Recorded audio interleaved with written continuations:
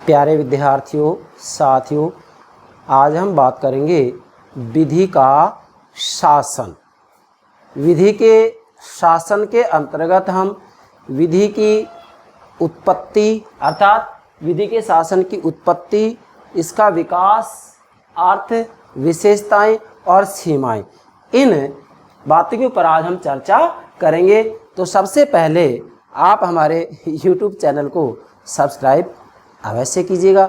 आशा करता हूँ आपने हमारे YouTube चैनल को सब्सक्राइब कर दिया होगा। Thank you very much.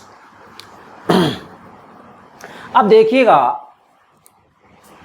राजनीति विज्ञान के विद्यार्थी को ही नहीं बल्कि जन सामान्य को भी इसकी जानकारी होनी चाहिए कि रूल ऑफ लॉ, विधि का शासन है क्या।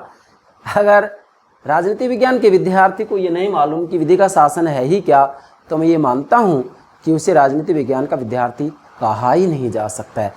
और चाहे स्नातक स्तर के विद्यार्थियों, स्नातकोत्तर स्तर के विद्यार्थियों या किसी भी प्रतियोगिता परीक्षा की तैयारी कर रहे छात्र हों, सभी के लिए ये वीडियो बहुत महत्वपूर्ण है। विधि के शासन से संबंधित जितने भी प्रश्न बनते हैं उन सभी को हमने इसी वीडियो के अंतर्गत समेट लिया है। ये बात आपको ध्यान में रखनी है। तो सबसे पहले मैं आपको ये बताऊंगा कि ये विधि का शासन है क्या चीज, इसकी उत्पत्ति या उद्भव कहाँ से होता है, इसका विकास कैसे हुआ है, इसकी क्या विशेषताएं हैं और इसकी क्या सीमाएं हैं, ये सारी बातें इसके अंतर्गत हम लेंगे। तो सर्वप्रथम मैं मेरे प्राणों से प्यारे विद्यार्थियों को ये बताना चाहूँगा कि विधि के शासन का उद्भव और विकास बताएं, उससे पहले हम ये देखें सामान्य रूप में विधि का शासन है क्या। ठीक है, इसकी चर्चा हम इसके बाद में भी करेंगे, उद्भव के बाद में, लेकिन पहले मैं बताना चाह रहा हूँ आपको, ध्यान दें। विधि के शासन का सीधा सा अभिप्राय ये होता है कि वास्तव में जो शासन है, शासन कानून के अनुसार होना चाहिए। अर्थात वास्तव में शासन किसी व्यक्ति विशेष की इच्छा के अनुसार संचालित नहीं हो बल्कि कानून के अनुसार संचालित हो। इसका सामान्य सा अभिप्राय ये होगा कि वास्तव में शासन का निर्माण, यहाँ मैंने आपके लिए एक डायग्राम भी बनाया है, शासन का निर्माण विधि के अनुसार हो। देखिएगा इधर ये पॉलिटिकल सिस्टम है, शासन है, शासन का निर्माण विधि के अनुसार हो। इसी के साथ में शासन की शक्तियों का प्रयोग भी विधि के अनुसार ही हो। इसी के साथ में शासन की शक्तियां भी विधि के द्वारा ही तय की जाएं। ये तीन बातें जहां होंगी वहां आप कह सकते हैं कि विधि का शासन है। तो विधि के शासन का क्या मतलब हुआ, फिर से दोहरा रहा हूं, विधि के शासन का मतलब होता है शासन कानून के अनुसार हो, शासन किसी व्यक्ति विशेष की इच्छा के अनुसार नहीं हो। जैसा कि प्लेटो ने अपनी पुस्तक द रिपब्लिक के अंतर्गत दार्शनिक राजा के शासन की बात की थी, और उसके बाद में प्लेटो ने अपनी अंतिम पुस्तक द लॉज के अंतर्गत कानून के शासन की बात की है, और अरस्तु ने भी कानून के शासन की बात की है अपनी पुस्तक पॉलिटिक्स के अंतर्गत। तो मेरे प्यारे विद्यार्थियों, विधि का शासन क्या है, इसका सामान्य सा अभिप्राय होगा कि शासन विधि के अनुसार हो, कानून के अनुसार हो। और इसका मतलब क्या है, मतलब शासन विधि के अनुसार हो, शासन कानून के अनुसार हो, शासन कानून के अनुसार हो। इसका मतलब क्या है, इसका मतलब ये है कि शासन का निर्माण, मतलब जैसे व्यवस्थापिका, कार्यपालिका, न्यायपालिका, इनका जो निर्माण है ना वो कानून के अनुसार हो। तो मतलब शासन का निर्माण कानून के अनुसार हो, शासन की शक्तियों का जो प्रयोग है वह भी कानून के अनुसार हो, और शासन की जो शक्तियां हैं वो भी कानून के द्वारा तय की जाएं, निश्चित की जाएं। ये तीनों बातें जहां होंगी वहां ये माना जाएगा कि वहां कानून का शासन है, विधि का शासन है। आशा करता हूं यहां तक आप समझ गए होंगे। इसको हम आगे डिटेल्स रूप में समझाएंगे। ठीक है, अब देखिएगा, देखो वास्तव में विधि का शासन की जो अवधारणा है वह ब्रिटेन के अंतर्गत एक विद्वान का नाम है डायसी। क्या बोल रहा हूं मैं, डायसी के द्वारा विधि के शासन की अवधारणा दी गई थी। तो इसमें दो प्रश्न बन रहे हैं, किस देश में? ब्रिटेन में। किस विद्वान के द्वारा? डायसी के द्वारा। क्लियर हो गया? तो विधि के शासन की अवधारणा किस विद्वान ने दी है? डायसी ने दी है। किस देश में? ब्रिटेन में। समझ गए यहां तक? अब हमें ये देखना है कि क्या विधि के शासन की अवधारणा आधुनिक समय की देन है या मध्ययुग की देन है या प्राचीन समय से ही किसी न किसी रूप में इसका प्रयोग किया जाता रहा है? हम कहेंगे कि प्राचीन समय से ही किसी न किसी रूप में इसका प्रयोग किया जाता रहा है। अर्थात मैं ये कहूंगा कि पश्चिमी राजनीतिक चिंतन के शुरुआत में ही बीज रूप में विधि के शासन की अवधारणा मौजूद थी। इसलिए सबसे पहले हम विधि के शासन की अवधारणा में उद्भव और इसके विकास की बात करेंगे। पहला पार्ट क्या ले रहे हैं? अब इधर आइए आप और समझें। पहली बात क्या लेंगे हम? विधि के शासन का उद्भव और विकास, मतलब विधि के शासन की उत्पत्ति और इसका विकास।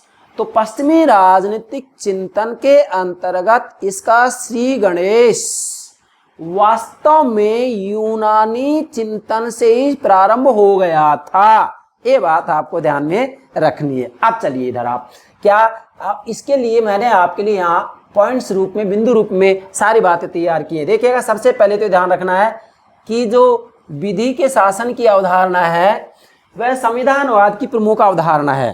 क्या कह रहा हूं? विधि के शासन की जो अवधारणा है वह संविधानवाद की प्रमुख अवधारणा है। संविधानवाद क्या है इसके लिए हम अलग से वीडियो बनाएंगे, लेकिन फिर भी मैं बता रहा हूं, संविधानवाद का सीधा सा अभिप्राय है कि जो स्थापित संविधान होता है जिस भी देश का, किसी भी देश का जो स्थापित संविधान होता है, उस संविधान के अनुसार यदि शासन का संचालन किया जा रहा है तो इसे संविधानवाद कहा जाता है। तो इसका मतलब जो विधि का शासन है वह संविधानवाद की प्रमुख अवधारणा है, क्योंकि विधि का शासन भी तभी संभव होगा जबकि वहां पर सर्वोच्च कानून संविधान होगा और सामान्य कानून उस संविधान के अनुसार बनाए जाएंगे। तो क्या हो गया? संविधानवाद की प्रमुख अवधारणा क्या है? विधि का शासन है। ध्यान रहेगा, संविधानवाद के लिए अलग से वीडियो अपलोड करेंगे। फिर दोहरा रहा हूं, संविधानवाद क्या है? स्थापित संविधान के अनुसार शासन व्यवस्था का संचालन करना ही संविधानवाद है। ये बात सत्य है कि संविधान तानाशाही शासक भी बना सकता है, इसलिए इसमें ये बात जोड़ी जाएगी कि स्थापित संविधान के अनुसार बशर्ते कि उसमें जनता के मूल्यों को स्थान दिया गया हो और उनके अनुसार यदि शासन का संचालन किया जाता है तो इसे संविधानवाद कहा जाता है। इसके लिए मैं बार बार कह रहा हूँ, अलग से वीडियो अपलोड करेंगे। यहाँ तो हम विधि के शासन की बात करेंगे। इसके बाद में अगली बात आती है विधि के, नोट कीजिएगा, विधि के शासन का प्रारंभ प्राचीन यूनान से ही दिख पड़ता है। कहाँ? सुकरात, प्लेटो और अरस्तु के अंतर्गत इनके चिंतन में ये बात मिलती है। कैसे? देखिएगा, सुकरात ने विधि के शासन को सर्वोत्तम सिद्धांत माना है। जब सुकरात को उस समय के लोकतांत्रिक शासन के द्वारा मृत्यु दंड दिया गया, क्या आरोप लगाकर? ये आरोप लगाकर कि सुकरात यहाँ के कानूनों का उल्लंघन कर रहा है, मगर फिर भी सुकरात को जब कारागार में डाला गया तो उसके जेलर ने कहा कि सुकरात आप जेल से भाग जाइए, मगर सुकरात ने मना कर दिया और ये कहा कि नहीं, मुझे मालूम है यहाँ का कानून गलत है, लेकिन फिर भी मैं कानून का उल्लंघन नहीं करूंगा, मैं कानून का पालन करूंगा। क्यों? क्योंकि यदि मैं जेल से भाग जाऊंगा तो मैं पूरे एथेंस का अपराधी कहलाऊंगा। अरे भाई, ये बातें आज कौन मानता है? आज तो मैं ये कहता हूं कि जेल में सुरंग बनाकर के बाहर निकल जाते हैं अपराधी, जबकि सुकरात ने तो कानून का पालन करते हुए मृत्यु को सहर्ष गले लगा लिया। तो सुकरात के चिंतन के अंतर्गत हमें वास्तविक रूप में विधि के शासन की अवधारणा दिखाई देती है। आगे आते हैं प्लेटो। प्लेटो के आंखों के सामने जब इनके गुरु, सुकरात प्लेटो के गुरु हैं, प्लेटो के गुरु सुकरात को जब मृत्यु दंड दिया गया, विषपान कराया गया, तो ऐसी स्थिति में प्लेटो ने उस समय ही दृढ़ निश्चय कर लिया था कि ऐसी कौन सी शासन व्यवस्था हो जिसके अंतर्गत सुकरात जैसे महान मनुष्य को मृत्यु दंड ना दिया जा सके, मतलब एक बुद्धिमान व्यक्ति को बिना किसी गलती की मृत्यु दंड दिया गया है। तो प्लेटो ने यहाँ ये दृढ़ निश्चय किया, प्रतिज्ञा की कि ऐसी कौन सी राजनीति हो, ऐसी कौन सी राज्य व्यवस्था हो जिसके अंतर्गत सुकरात जैसे महान मनुष्य को मृत्युदंड ना मिल पाए। इसके लिए इन्होंने विश्व प्रसिद्ध पुस्तक लिखी द रिपब्लिक, और द रिपब्लिक के अंतर्गत इन्होंने कानून के शासन की बात नहीं की बल्कि दार्शनिक राजा के शासन की बात की। लेकिन जब प्लेटो वृद्ध होता है तो वृद्धावस्था के अंतर्गत इसने सोचा कि वास्तविक रूप में ऐसा बुद्धिमान व्यक्ति लाएं कहाँ से। ऐसी स्थिति में प्लेटो ने अपनी अंतिम पुस्तक लिखी द लॉज। क्या लिखी? The laws. और द लॉज के अंतर्गत इन्होंने कानून के शासन को सहर्ष स्वीकार कर लिया। इसका मतलब प्लेटो भी विधि के शासन की बात करते हैं। अंतिम पुस्तक वृद्धावस्था के अंतर्गत। और इसके बाद में प्लेटो के शिष्य अरस्तु, अरस्तु के गुरु प्लेटो हो गए।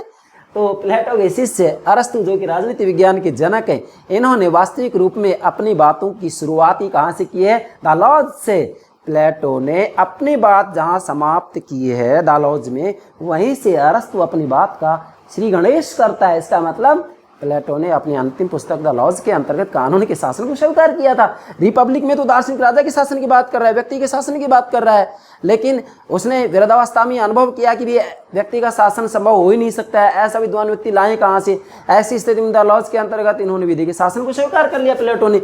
अब इसके बाद में जो अरस्तु ने अपनी पुस्तक लिखी द पॉलिटिक्स, तो द पॉलिटिक्स के अंतर्गत इन्होंने वास्तविक रूप में विधि के शासन को स्वीकार किया पूर्ण रूप में खुल करके। इसलिए ये कहा जाता है कि पश्चिमी राजनीतिक चिंतन के अंतर्गत विधि के शासन की वास्तविक शुरुआत अरस्तु से होती है। मेरे प्यारे विद्यार्थियों ध्यान देंगे, कहाँ से होती है? अरस्तु से होती है। तो इसका मतलब ये हो गया कि वास्तविक रूप में विधि के शासन का प्रारंभ प्राचीन यूनान के अंतर्गत ही प्रारंभ हो गया था। ये बात आपको ध्यान में रखनी है, ठीक है। अगली बात आती है प्राचीन रोमन साम्राज्य। अब इसके बाद में प्राचीन रोमन साम्राज्य के अंतर्गत भी विधि के शासन की बातें की जा रही थी। कैसे? रोमन सम्राट जस्टिनियन, नोट करेंगे, रोमन सम्राट जस्टिनियन 527 से 65 ईस्वी के अंतर्गत ध्यान देंगे। रोमन सम्राट जस्टिनियन ने विधियों का संहिताकरण किया। मतलब जो उस समय अस्त व्यस्त रूप में विधियां बिखरी पड़ी थी, उनको इन्होंने एक जगह एकत्रित किया। एकत्रित करने को संहिताकरण कहते हैं। संहिताकरण किया, जिसे क्या कहा गया? जस्टिनियन की विधि संहिता। ये एग्जाम पूछा जाता है, क्या कहा गया इसे? जस्टिनियन की विधि संहिता के नाम से प्रसिद्धि प्राप्त हुई। इसका मतलब प्राचीन रोमन साम्राज्य के अंतर्गत विधि के शासन की बातें की गई है, मतलब कानून के शासन की बात की गई है, ठीक है। इसके बाद में मध्य युग में आते हैं हम।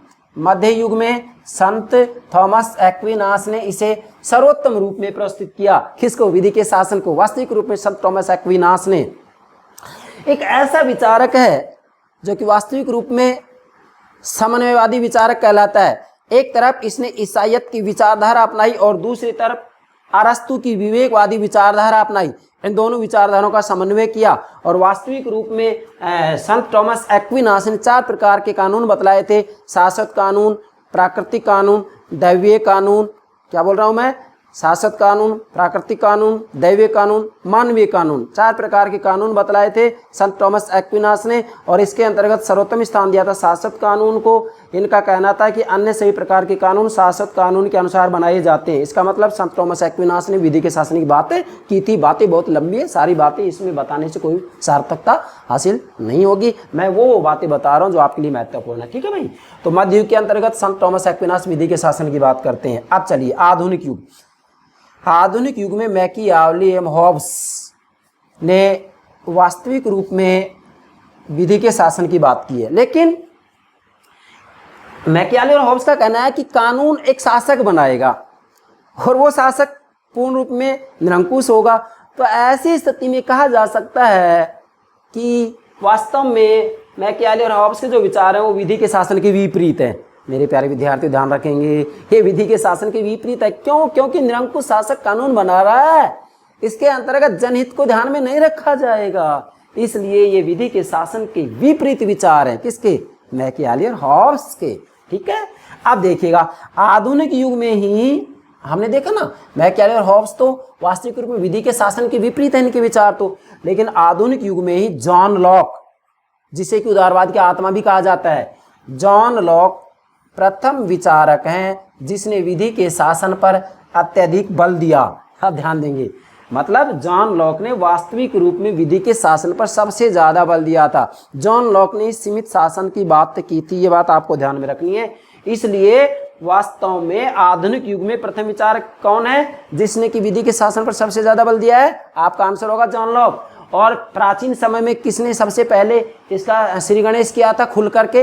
अरस्तु ने। तो ये बातें आपको ध्यान रखनी होगी। प्राचीन समय में अरस्तु और उसके बाद में आधुनिक युग में कौन है? वो जॉन लॉक है। समझ में आ गया यहाँ तक? मैं ये इसका उद्भव बता रहा हूँ, इसका विकास बता रहा हूँ कि विधि के शासन की अवधारणा का विकास कैसे हुआ है। अब चलिए, ये तो हो गया पश्चिमी राजनीतिक चिंतन के अंतर्गत क्या कुछ कहा गया है। अब हम भारत की बात करते हैं। तो प्राचीन भारत के अंतर्गत वास्तविक रूप में बृहस्पति, भीष्म, मनु, शुक्र, कौटिल्य, इन सभी ने राजा को देवांश माना था। क्या माना था? राजा को देवांश माना था। ये विशेषकर इस रूप में कहा जा रहा है कि राजा अपनी इच्छा अनुसार कानून बनाएगा। लेकिन राजा अपनी इच्छा अनुसार कानून बनाएगा तो इसका मतलब तो फिर वो मैकियावेली और हाउस वाली बात आ गई, फिर वो जनहित में कानून बनाए नहीं बनाए। लेकिन नहीं, वास्तविक रूप में मनु, शुक्र, कौटिल्य, भीष्म, बृहस्पति का कहना है कि ठीक है राजा में देवांश है, लेकिन राजा वास्तव में वेद, स्मृति और सदाचार मतलब धर्म, नैतिकता के अधीन रहेगा।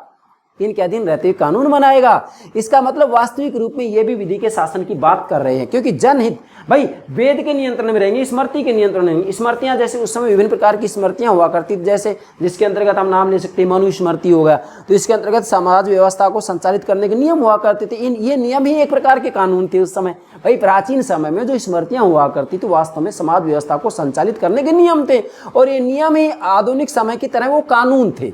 तो इसका मतलब विधि के शासन की इन्होंने बात की है। चलिए आगे, अब प्राचीन चीन का उदाहरण दे सकते हैं हम। चीन के अंतर्गत एक विद्वान है कन्फ्यूशियस, नोट करें कन्फ्यूशियस, 551 से 479 ईस्वी पूर्व में ये राजा को देवपुत्र मानते हैं। ये कहते हैं कि राजा देवपुत्र होता है। राजा क्या होता है? देवपुत्र होता है। इसका मतलब जैसा चाहे वैसा कानून बनाएगा, लेकिन नहीं, राजा देवपुत्र होता है। पर ये कह रहे हैं कि उस राजा को लोक कल्याण और औचित्य के अनुसार ही शासन करना चाहिए। इसका मतलब वह जनहित में ही शासन करेगा और जनता उसे अपना समर्थन देगी। कब देगी? जबकि वह जनहित में कार्य करेगा। तो इसका मतलब वास्तविक रूप में यहाँ पर जो ये कन्फ्यूशियस हैं, इसका कहना भी यही है कि राजा वास्तविक रूप में जनहित में कार्य करे। तो इसका मतलब ये है कि एक प्रकार का इसके ऊपर नियंत्रण होगा कि जनता के हित के विरुद्ध कोई कानून नहीं बना सकता, कोई कार्य नहीं कर सकता। तो मेरे प्राणों से प्यारे विद्यार्थियों, ये विधि के शासन का उद्भव और विकास हो गया। आशा करता हूँ यहाँ तक आपकी बात समझ में आ गई होंगी। मैंने जो महत्वपूर्ण बातें थी सारे बता दिए। तो ये विधि के शासन का उद्भव और विकास हो गया। ठीक है, किन किन चरणों से गुजरकर इसका विकास हुआ है, ये बात सत्य है कि आधुनिक समय में विशेषकर किस देश में विचारधारा या अवधारणा दी गई है? किस देश में दी गई है? ब्रिटेन में। किस विद्वान के द्वारा? डायसी के द्वारा। तो एक प्रकार से हम आधुनिक समय में इसका अध्ययन करते हैं तो विधि के शासन का अध्ययन हम डायसी के विचारों के अनुसार करेंगे। अब आइए यहाँ पर अब दूसरे पार्ट में लेते हैं हम इसकी बात, विधि के शासन का अर्थ। नोट कीजिएगा, विधि के शासन का अर्थ, जिसकी की चर्चा मैंने शुरू में भी कर दी थी। अब यहाँ व्यवस्थित रूप में ले लेंगे। आपके सामने मैंने नोट कर रखा है, आपको कोई दिक्कत है ही नहीं। तो देखिएगा, विधि के शासन का अर्थ क्या होगा? शासन का आधार विधि को होना चाहिए। पहली बात हो गई क्या? शासन का आधार विधि को होना चाहिए। इसके लिए ये डायग्राम देखिएगा आप, क्या होगा? ये पॉलिटिकल सिस्टम होगा, ये शासन होगा, मतलब सरकार होगी। ठीक है, अब ये सरकार दर्शाई मैंने यहाँ, इधर विधि का शासन दर्शाया है, इधर शक्तियां दर्शाई हैं, और ये शक्तियां तीन रूप में लेंगे। इधर व्यक्ति का शासन है, व्यक्ति का शासन हो ही नहीं सकता। मतलब विधि का शासन का अर्थ ही होगा कि शासन विधि के अनुसार होना चाहिए, व्यक्ति विशेष के अनुसार नहीं होना चाहिए। तो व्यक्ति के शासन को इसीलिए हमने क्रॉस कर दिया है, और इधर ये जनता होगी। अब इसको कैसे समझेंगे? इधर आइए, क्या शासन का आधार विधि को होना चाहिए? तो विधि के शासन का अर्थ क्या होगा कि भाई वास्तव में शासन का जो मूल आधार है ना, वो विधि है। मतलब कानून के अनुसार शासन हो, और कानून के अनुसार शासन होने का मतलब क्या है? तीन बातें होंगी इसमें मेरे प्यारे विद्यार्थी। क्या क्या होगा? इधर देखिएगा, अर्थात अब ये बात लेंगे इधर, और ये डायग्राम समझ जाएंगे आप। अर्थात शासन का निर्माण, अर्थात शासन का निर्माण, ये शासन होगा।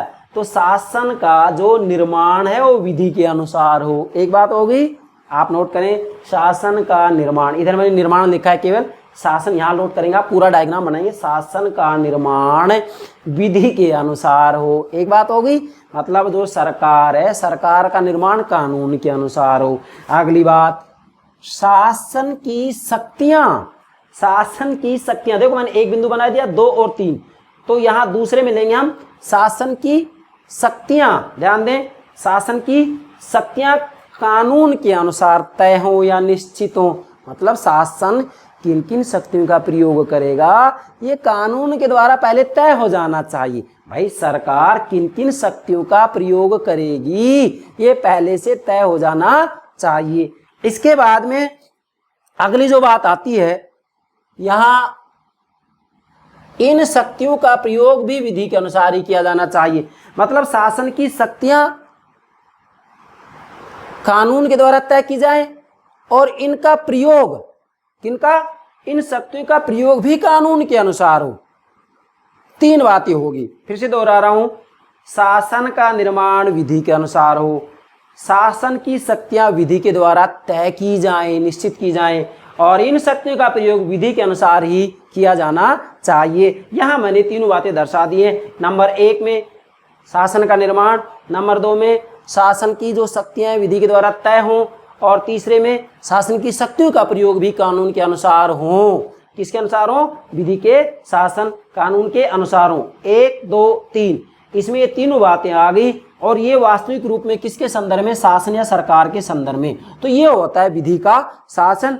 और वास्तविक रूप में यहाँ जब ये जो शासन है तो जनता, आप ध्यान देंगे यहाँ मैंने इस रूप में देखा है कि जो विधि का शासन है सीधा जनता, इसका मतलब यहाँ सभी लोगों के ऊपर समान रूप में लागू होगा, विधियों का समान संरक्षण प्राप्त होगा, समान रूप में लागू होंगी, चाहे प्रधानमंत्री हो चाहे सामान्य व्यक्ति हो, सभी को विधियां समान रूप में लागू होंगी, सभी को समान संरक्षण मिलेगा। किसको? जनता को। तो मैंने ये डायग्राम के माध्यम से यहाँ सीधा संकेत दिया है इधर तक, ठीक है। तो इसका मतलब सीधा सा ये होगा कि वास्तविक रूप में जनता के ऊपर विधियां समान रूप में लागू होंगी, चाहे वह किसी भी पद पर क्यों ना हो, चाहे सामान्य जनता ही क्यों ना हो, किसी प्रकार का कोई भेदभाव नहीं किया जाएगा। तो ये हो गया विधि के शासन का सामान्य अर्थ है। इसके बाद में एक विद्वान की परिभाषा ले रहे हैं हम, नोट करें, बेड एवं फिलिप्स। नोट करें क्या है? बेड एवं फिलिप्स, ठीक है, नोट कर लिया। अब देखो क्या परिभाषा दे रहे हैं, आपको कोई दिक्कत ही नहीं, मैंने समझा दिया, सारी बातें ये होंगी। क्या? शासन की शक्तियों का प्रयोग। देखो शासन की शक्तियों का प्रयोग मैंने पहले बता दिया आपको, इसके अंतर्गत समरूपी 3 ही बात है इसमें। शासन की शक्तियों का प्रयोग विधि द्वारा मर्यादित होगा, शासन की शक्तियों का प्रयोग विधि द्वारा मर्यादित होगा, और शासित वर्ग, और क्या है? शासित वर्ग ये जनता होगी, और शासित वर्ग शासक की व्यक्तिगत इच्छा का शिकार नहीं होगा। मतलब ये जो व्यक्तिगत इच्छा है इसका शिकार नहीं होगा ये जनता, बल्कि विधि के शासन के अधीन रहेंगे, चाहे सामान्य व्यक्ति हो और चाहे कोई अधिकारी हो और चाहे प्रधानमंत्री क्यों ना हो, विधियां सबके लिए एक जैसी होंगी, किसी भी रूप में कोई भेदभाव नहीं किया जाएगा। समझ रहे हैं ना ये बात? तो ये हो गया बेड एवं फिलिप्स की डेफिनेशन, परिभाषा। तो आशा करता हूँ विधि का शासन क्या है आपकी समझ में आ गया होगा। नहीं आया एक बार फिर दोहरा रहा हूँ। देखिएगा भाई, विधि के शासन का सीधा सा अभिप्राय है कि जो शासन है ना, देखो इधर मैंने आपके सामने नोट कर रखा है, पॉलिटिकल सिस्टम, राज व्यवस्था, शासन। तो विधि के शासन का सीधा सा अभिप्राय होता है क्या? कि शासन, क्या? शासन कानून के अनुसार हो, मतलब राज व्यवस्था का, शासन का, सरकार का संचालन कानून के अनुसार हो, और शासन कानून के अनुसार हो। इसका क्या मतलब होगा? इसका मतलब ये होगा कि शासन, सरकार, शासन मतलब सरकार का निर्माण कानून के अनुसार हो, और शासन की शक्तियां, भाई शासन, सरकार शक्तियों का जो प्रयोग करेगा और किन किन शक्तियों का प्रयोग करेगा, इसका मतलब शासन का निर्माण विधि के अनुसार हो। क्या कर रहा हूं? शासन का निर्माण, समझे? शासन का निर्माण विधि के अनुसार हो, और शासन की शक्तियां कानून के द्वारा तय की जाएं कि किन किन शक्तियों को अपनाएगा। और तीसरा कि शासन की शक्तियों का प्रयोग भी कानून के अनुसार हो। ये 3 बातें होगी, फिर से बोलूं, शासन की शक्तियों का निर्माण। क्या? शासन की शक्तियां, शासन की शक्तियों का प्रयोग और शासन का निर्माण। नहीं समझ रहे हैं? फिर दोहरा रहा हूं, आप सामान्य रूप में आइए। ये शासन होगा, सरकार होगा। शासन की, समझे आप, शासन की जो शक्तियां हैं उसके संदर्भ में और शासन का जो संगठन है इसके संदर्भ में। वैसे देखे दो बिंदु बन रहे हैं, लेकिन हम तीन रूप में समझा रहे हैं। शासन का निर्माण कानून के अनुसार हो। समझ रहे हैं भाई? ये बात बताओ, हमारे यहाँ जब जो चुनाव होते हैं तो क्या कानून के अनुसार होते हैं, मनमाने तरीके से होते हैं? सरकार का निर्माण ही तो होता है, जिस दल को बहुमत मिलता है सरकार बन जाती है। तो जो चुनाव होते हैं कानून के अनुसार होते हैं, मनमर्जी से होते हैं, कानून के अनुसार होते हैं ना।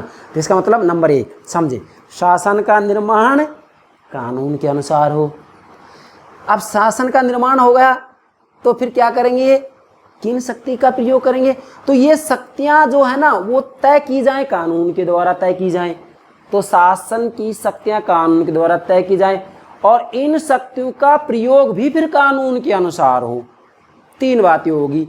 तो ये है विधि का शासन। तो विधि का शासन क्या होगा कि शासन का संचालन कानून के अनुसार हो, व्यक्ति विशेष की इच्छा के अनुसार नहीं हो। जैसा कि प्लेटो ने अपनी पुस्तक द रिपब्लिक में दार्शनिक राजा के शासन की बातें की थी, लेकिन वृद्धावस्था में इन्होंने द लॉज में कानून के शासन की बात कह दी।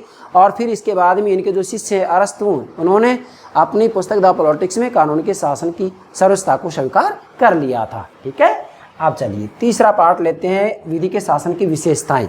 विधि के शासन की विशेषताओं के बारे में डायसी के विचार लेंगे हम। डायसी ने विधि के शासन की 3 विशेषताएं बताई है। क्या कह रहा हूँ? इसकी 3 विशेषताएं बताइए। अब यदि आप ये डायग्राम समझ जाते हैं तो विशेषताओं में कोई दिक्कत ही नहीं है। कैसे? चलिए, डायसी क्या कह रहे हैं। डायसी की एक पुस्तक का नाम है जो कि एग्जाम की दृष्टि से बहुत महत्वपूर्ण है।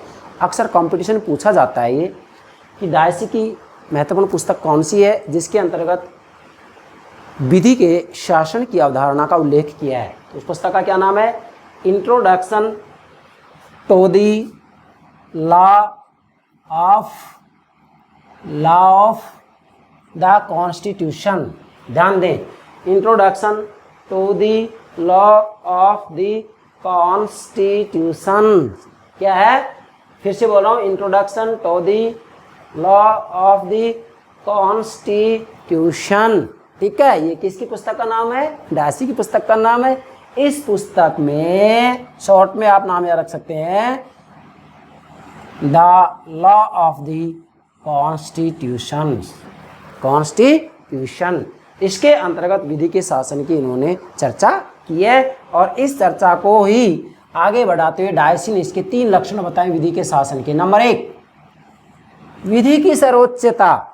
विधि के शासन की पहली विशेषता क्या बता रहे हैं? विधि की सर्वोच्चता। इसका मतलब क्या है कि वास्तविक रूप में कानून सर्वोच्च होगा, व्यक्ति विशेष की इच्छा को कोई मान्यता नहीं दी जाएगी।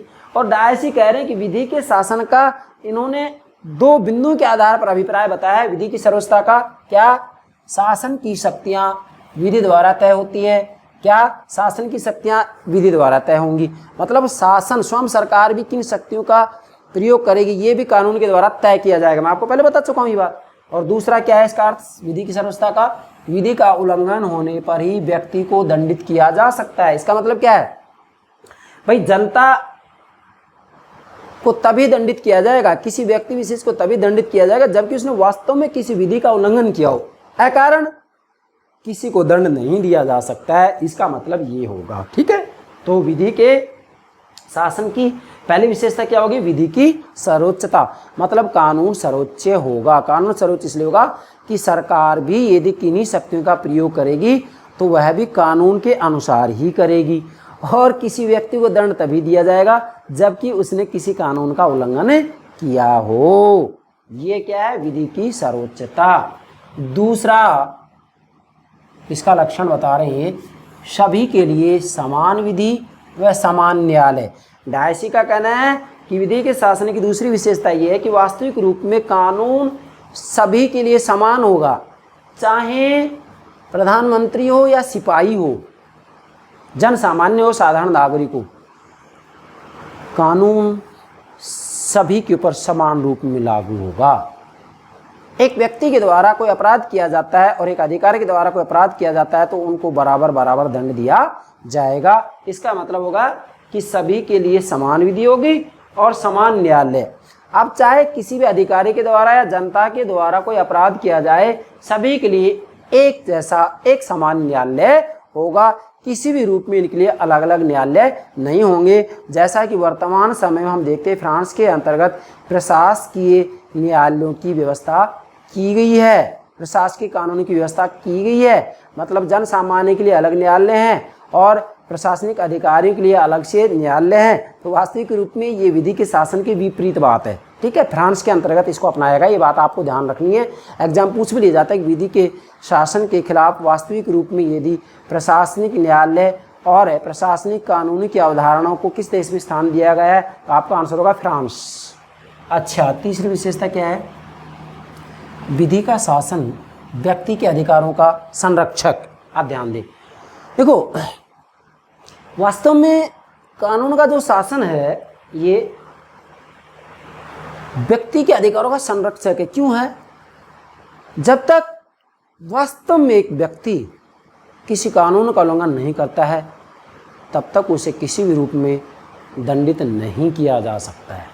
ठीक है, तो ये तीन विशेषताएं होगी, विधि की सर्वोच्चता, सभी के लिए समान विधि समान न्यायालय, और तीसरा है विधि का शासन व्यक्ति का अधिकार संरक्षक।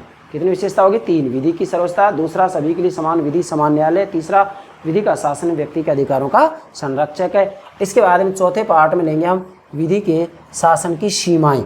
मतलब वर्तमान समय में या आधुनिक समय में कुछ ऐसी प्रवृत्तियां उभरकर सामने आ रही हैं जिसके आधार पर यह कहा जा सकता है क्या कि विधि के शासन की अवधारणा का पतन होता जा रहा है। मतलब कानून के शासन का धीरे धीरे पतन होता जा रहा है। इसे ही विधि के शासन की सीमाएं कहा जाता है, जिसमें हमने आपके लिए 6 बिंदु तैयार किए हैं। पहला है अधिकारियों की विवेकात्मक शक्ति। ध्यान देंगे, देखिएगा, ध्यान दें। वास्तविक रूप में राज्य के कार्यों के आधार पर राज्य को 2 भागों में बांटा जाता है। प्राचीन समय में राज्य को पुलिस राज्य कहा जाता था, डंडे वाला राज्य कहा जाता था। डंडे वाले राज्य, डंडे वाले राज्य का मतलब होता है कि राज्य केवल जनता की जीवन और संपत्ति की रक्षा करता था, जन कल्याण संबंधित कार्य नहीं करता था। लेकिन आधुनिक समय में राज्य ने लोक कल्याणकारी रूप धारण कर लिया है, अर्थात आज राज्य जन कल्याण संबंधित कार्य करता है। अब जन कल्याण संबंधित कार्य करता है तो आप बताइए राज्य के कार्य घटेंगे या बढ़ेंगे? राज्य के कार्य बढ़ेंगे। राज्य के कार्य बढ़ेंगे तो आप बताइए मुझे, ऐसी स्थिति में फिर क्या जो उन कार्यों को राज्य के द्वारा जो आदेश दिया है उन कार्यों को संचालित करने के लिए जो अधिकारी होते हैं, उन अधिकारियों को क्या विवश नहीं हो जाएंगे हम कि वो अपने विवेक का समय और परिस्थिति के हिसाब से प्रयोग कर सकते हैं? यस, आधुनिक समय में जैसे ही राज्य ने लोक कल्याणकारी स्वरूप धारण कर लिया है तो अधिकारियों को विवेकात्मक शक्ति दी जाती है कि आप कुछ परिस्थितियों के अंतर्गत अपने विवेक से निर्णय ले सकते हैं। और अपने विवेक से निर्णय ले सकते हैं, इसका मतलब व्यक्ति की इच्छा आ गई। व्यक्ति की इच्छा आ गई तो विधि के शासन की थोड़ा सा विपरीत हो गया ना, सीमा हो गई नहीं? यस। तो पहला बिंदु क्या है? अधिकारियों की विवेकात्मक शक्ति। दूसरा क्या है? प्रदत्त व्यवस्थापन। इसको हस्तांतरित विधान भी कहते हैं, इसको प्रत्यायोजित विधान भी कहते हैं। वर्तमान समय में वास्तविक रूप में हुआ क्या है कि व्यवस्थापिकाओं का कार्यभार बहुत ज़्यादा बढ़ गया है। अब कार्यभार बढ़ गया है तो व्यवस्थापिकाओं के पास इतना समय नहीं होता है। ऐसी स्थिति में व्यवस्थापिकाओं के द्वारा कानूनों की मोटी मोटी रूपरेखा तय कर दी जाती है, उसके बाद में मंत्रिमंडल के ऊपर छोड़ दिया जाता है कि उसमें वास्तविक रूप में रक्त और मांस चढ़ाने का कार्य मंत्रिमंडल करे। मतलब प्रत्येक विभाग से संबंधित कार्य वास्तविक रूप में उसके अध्यक्ष के द्वारा किया जाता है, जो कि मंत्री होता है। तो वास्तविक रूप में यहाँ स्वयं व्यवस्थापिकाएं कार्यपालिका को कुछ क्षेत्रों में नियम उपनियम बनाने की शक्ति हस्तांतरित कर देती हैं। क्या कह रहा हूँ मैं?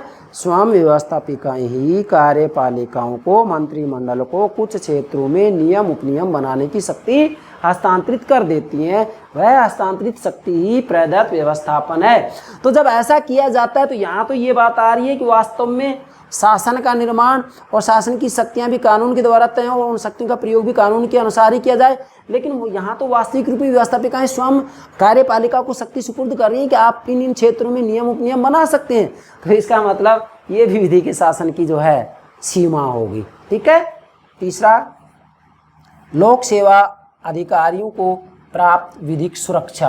ध्यान देंगे, वर्तमान समय में हम देखते हैं कि ब्रिटेन के अंतर्गत वास्तविक रूप में जो लोक सेवा अधिकारी हैं, सिविल सेवक हैं, उनको वास्तविक रूप में कुछ कानूनी सुरक्षा अलग से दी गई, उनके लिए अलग से कानून बनाए गए।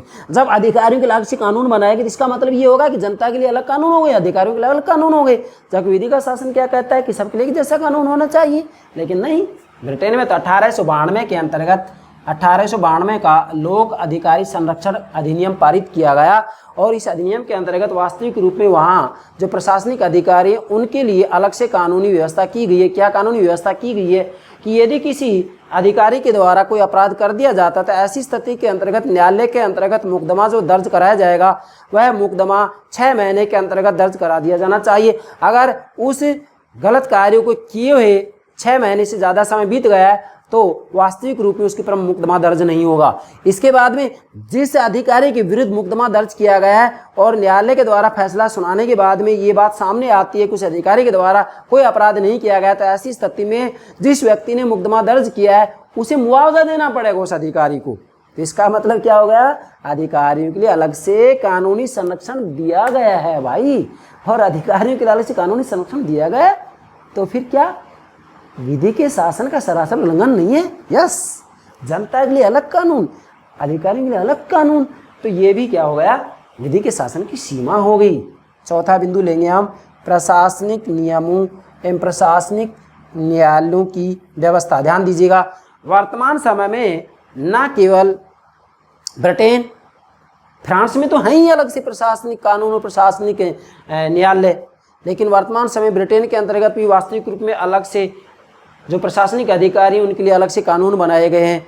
जैसे स्वास्थ्य से संबंधित जो अधिकारी होते हैं, चिकित्सा से संबंधित मतलब जो अधिकारी हैं, शिक्षा से संबंधित जो अधिकारी हैं, ठीक है। इसी के साथ में अन्य क्षेत्रों से संबंधित जो अधिकारी हैं उनके लिए अलग से नियम बनाए गए हैं, अलग से न्यायालय की व्यवस्था की गई है। और फ्रांस के अंतर्गत तो वास्तविक रूप में प्रशासनिक अधिकारियों के लिए क्या बोला, प्रशासनिक अधिकारियों के लिए अलग से प्रशासनिक न्यायालय हैं और अलग से प्रशासनिक कानून बनाए गए हैं। तो जब प्रशासनिक अधिकारियों के लिए और जनता के लिए अलग अलग कानून है तो इसका मतलब क्या हो गया, विधि के शासन का सरासर उल्लंघन। तो ये भी विधि के शासन की जो सीमा होगी। और पांचवा बिंदु क्या बनेगा, विधि से उन्मुक्ति की व्यवस्था। ध्यान देंगे, विधि से उन्मुक्ति की व्यवस्था। ध्यान देंगे, विधि से उन्मुक्ति की व्यवस्था। इसका मूल भावार्थ ये होगा कि वास्तविक रूप में ब्रिटेन के अंतर्गत भी जैसे राजा है, राजा के ऊपर कोई मुकदमा दर्ज नहीं किया जा सकता, क्योंकि उनका कहना है कि राजा तो न्याय का स्रोत है। अगर राजा कोई अपराध भी कर देता है तो उसके ऊपर मुकदमा दर्ज नहीं हो सकता है। इसी के साथ में विदेशी राजदूत, क्या कह रहा हूं मैं, विदेशी जो राजदूत होते हैं वो भी कानून से स्वतंत्र हैं, कानून से फ्री हैं, उनके ऊपर भी वास्तविक रूप में कानून लागू नहीं होता है।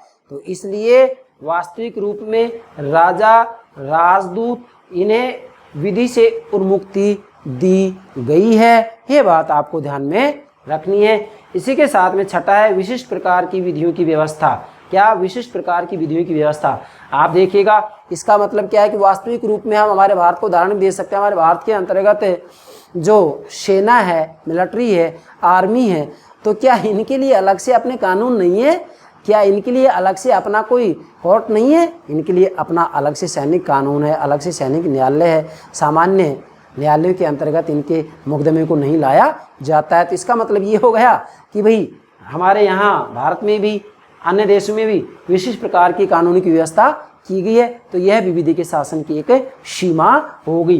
तो ये 6 बातें ऐसी हैं जिनके आधार पर कहा जा सकता है कि वर्तमान समय में विधि के शासन का धीरे धीरे पतन होता जा रहा है। लेकिन ध्यान दें, वास्तव में विधि के शासन का पतन नहीं हो रहा है, बल्कि ये सारी व्यवस्थाएं इस रूप में की गई हैं कि वास्तव में ये विधि के शासन को बरकरार रखना चाहते हैं, ये कानून के शासन को बरकरार रखना चाहते हैं। ये तो विधि के शासन को संचालित करने के लिए अनुपूरक के रूप में कार्य करते हैं। इनको ये नहीं कह सकते कि इनके कारण विधि के शासन का पतन होगा या ह्रास होगा। नो, विधि का शासन अभी भी मौजूद है, ये तो अनुपूरक की भूमिका निभा रहे, क्योंकि वर्तमान समय में राज्य का स्वरूप बदल गया है भाई। प्राचीन समय में राज्य डंडे वाला राज्य था, केवल व्यक्ति के जीवन और संपत्ति की रक्षा करता था, लेकिन आधुनिक समय में राज्य व्यक्ति के जीवन और संपत्ति की रक्षा तो करता ही करता है, लेकिन लोक कल्याण से संबंधित कार्य भी राज्य के द्वारा किए जाते हैं। तो इसी बात को ध्यान में रखते हुए ये सारे परिवर्तन हुए, और ये सारे परिवर्तन किसी न किसी रूप में विधि के शासन की अवधारणा के ही अनुपूरक के रूप में, इसको समाप्त नहीं कर रहे हैं। ये बात आपको ध्यान में रखनी है। तो मेरे प्राणों से प्यारे विद्यार्थियों, ये हो गया आपका विधि के शासन की अवधारणा। आशा करता हूँ ये पूर्ण रूप में आपकी समझ में आ गई होगी। एग्जाम में जैसा मर्जी आए उस रूप में प्रश्न पूछें, आप गलत नहीं कर सकते हैं। तो प्लीज़ हमारे यूट्यूब चैनल को सब्सक्राइब अवश्य कीजिएगा। Thank you very much.